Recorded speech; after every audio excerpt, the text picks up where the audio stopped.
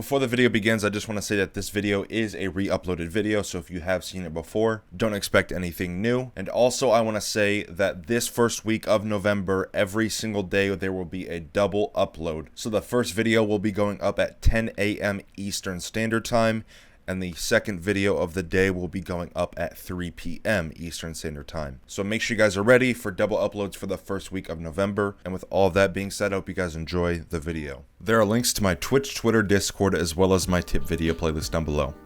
Today, I'm going to make you clutch up more in Rainbow Six Siege. Tip number 1. Always grab the diffuser in hopeless situations. You never know if a 1v4 could turn into 1v1 and you don't have diffuser. Don't screw yourself over by not grabbing the diffuser. The only situation where you shouldn't is if you're crunched for time. Let's say if you have 30 seconds and the diffuser's on the other side of the map. But if you can, always grab the diffuser because that is the objective, not kills. Tip number 2. Remember the last callouts of the last remaining operators on the map. And if you can't remember them, ask your teammates for info. Remembering the last locations and callouts for certain operators is a skill that most people don't know. So if you can remember where the last callout was made for, let's say, a EVGA roaming or a Maestro playing site, ask your teammates and try to practice this skill so you can clutch up more in Rainbow Six Siege. Tip number 3. Learn from your mistakes for future clutch situations. Now this tip can apply to anything in Rainbow Six Siege. If you do something wrong, you need to learn from the mistake instead of that round loss going to waste. I look at every single round or game loss as a learning experience. A lot of people don't have this perspective on the game, so if you can apply this to yourself, you'll see yourself becoming not only a much better player, but also clutching more situations.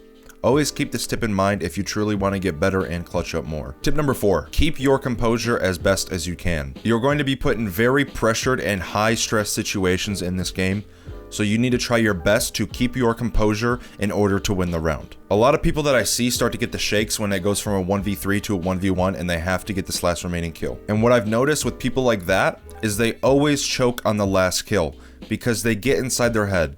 Just keep your composure, keep your pace, and you will clutch more rounds. Tip number 5. If you turn a 1v5 situation into a 1v1, you just need to know that the last remaining defender or attacker is more scared of you than you are of them. I've never seen this tip given in any how to clutch video, so please keep this tip in mind. When you're in a 1v5 and you kill 4 other players because they just wanted to throw the round and kill you, the last remaining attacker or defender is much more scared of you because not only did it go from a 1v5, also all of the pressure is now on him. So this goes back to keeping your composure.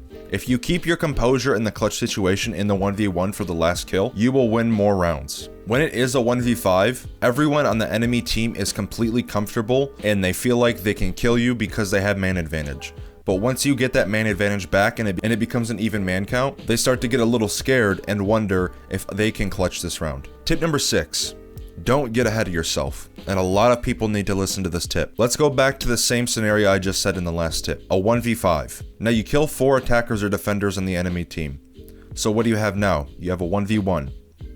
Now, a lot of people might feel invincible and they feel like they can just take the last gunfight because they killed 4 people in the span of 10 seconds, but that's not how this works.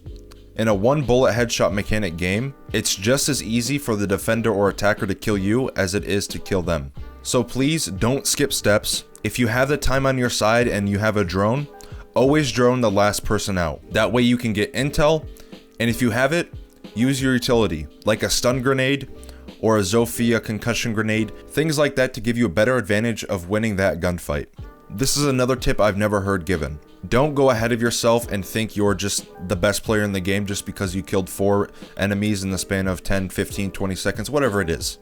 Basically, all I'm trying to say is use your utility and intel to your advantage so that way you can win that 1v1 and you can get your clip or feel satisfied that you just did what you did. Now, that is all I have for you guys today.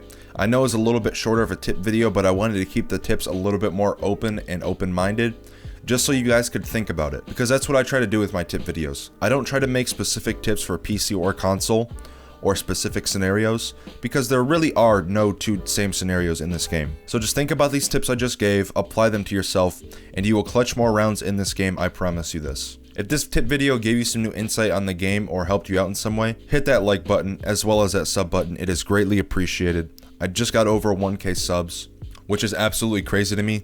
So I wanted to thank you guys for 1,000 subscribers. I haven't really officially said it. I thank you all for the support that you've given me over the past 7 or 8 months.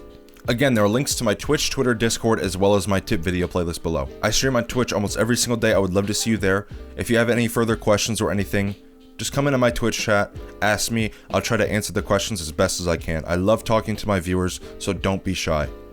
As well as my Twitter. If you want to keep up to date with me and my videos, make sure you guys go follow me on Twitter. It is greatly appreciated. And my tip video playlist. I have over 15 different tip videos, so if you're struggling with something different in Rainbow Six Siege, I'm sure there's something in that tip video playlist that can help you out. And if you don't see something in that playlist that you want me to make, leave a comment or tweet me, and I'm sure I can make that video in the near future. That is all I have for you guys today. I hope this helped you out in some way, and I will see you guys in the next video.